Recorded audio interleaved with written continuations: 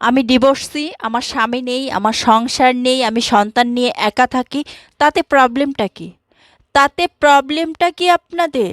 আমি একটু জানতে চাই।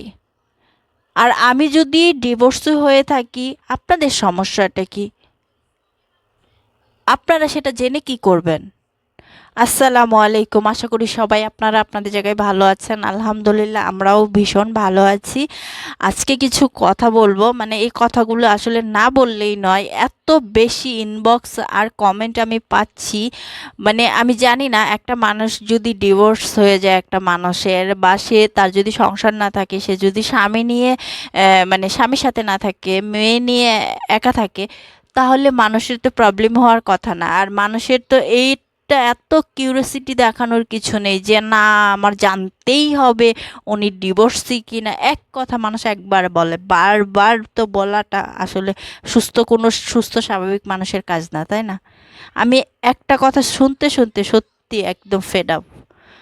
তো যারা এই কথাগুলো বলছেন তাদেরকে বলছি, আপনারা আমার কি এমন দেখে, কি এমন ভিডিও বা পোস্ট দেখে আপনাদের মনে হলো যে আমি ডিভোর্সি, আমার সংসার নেই, আমি মেয়ে নিয়ে একা থাকি? স্বামী নিয়ে সোশ্যাল মিডিয়াতে নাচানাচি করা মানেই কি আমি তার সাথে সংসার করছি? আর ভিডিও না করলে, পোস্ট না দিলে স্বামীর সাথে আমি ডিভোর্সি হয়ে গেলাম?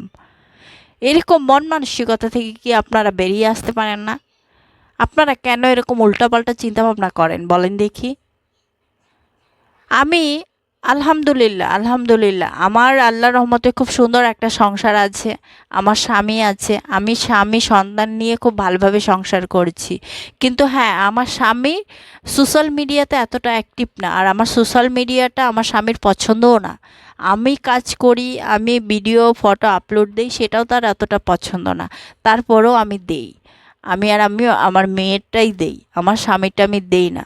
কারণ সে নিজে একদমই এসব পছন্দ করেন না। আর আমার সাথে ভিডিও বানাবে বা আমার সাথে ফটো আপলোড দেবে, এরকম ব্যাপার স্যাপার না ওর মধ্যে নেই। ও আমার সাথে একটা ফটো উঠাতে চায় না। এমনিতে আছে, অনেক ফটোই আছে, কিন্তু আপলোড দেব ঠিক আছে, আমার দরকার নেই না। কেননা একটা মানুষ যদি পছন্দ না করে, কারণ আমি দেখি জানি তার সে নিজেই নিজের হাতে কোনো সময় তার একটা ফটো আপলোড দেয় না, একটা ভিডিও করে না।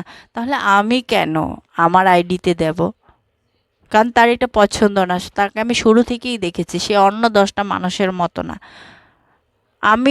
আমার হাজবেন্ড সত্যি, মানে আমি কিন্তু এই যে আমাকে আর আমার জান বাচ্চাটাকে যখন দেখেন, আমরা ভিডিও বানাই, আমরা যতটা ভিডিও বানাই ঠিক আছে, আমি আর আমার জান বাচ্চারই কিন্তু ভিডিও বানাই। আর কিন্তু কারোর সাথে আমি কোনো ভিডিও বানাই না। আমার শ্বশুরবাড়ির লোকজনও পছন্দ করেন না এসব। তো আমি আর আমার জান বাচ্চার ভিডিওই বানাই। আর আমার জান বাচ্চা আর আমার কতটুকু ভিডিও বানাই, কোথায় কোথায় যে আমি ভিডিও বানাই বলেন? আমরা কি ঘরে বসে বসে ব্লগ বানাচ্ছি বা কিছু করছি? এরকম কোনোটাই না, ঠিক আছে? আমরা যখন একটু ছাদে আসি, সেই একটু ছোট করে ভিডিও বানাই, ভিডিও বানিয়ে ছেড়ে দেই। আমরা একটু বারান্দায় বসে আছি, মা মেয়ে গল্প করছি, তো তখন একটু ভিডিও বানাই, বানিয়ে ছেড়ে দেই। এতটুকুই, ঠিক আছে? আমরা কি করছি, কোথায় যাচ্ছি, কি খাচ্ছি, আমরা কিন্তু কখনো এইসব শেয়ার করি না।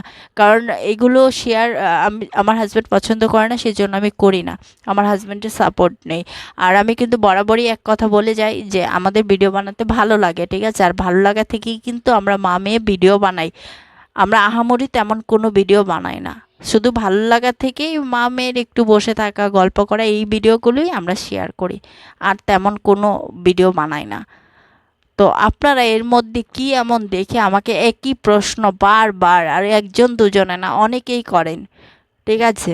আমি চাইলে নামগুলো উল্লেখ করতে পারি, তো দরকার নেই। সবারই ফ্যামিলি আছে, পরিবার আছে, ঠিক আছে?